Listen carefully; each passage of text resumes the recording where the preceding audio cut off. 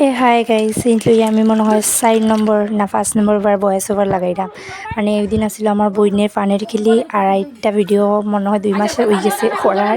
আমার ভিডিও জমতে মানে আমি কিতা কইতাম অতটা জমছে কিন্তু আমি ভিডিও বানিয়ে পোস্টই করতাম কে সময় না।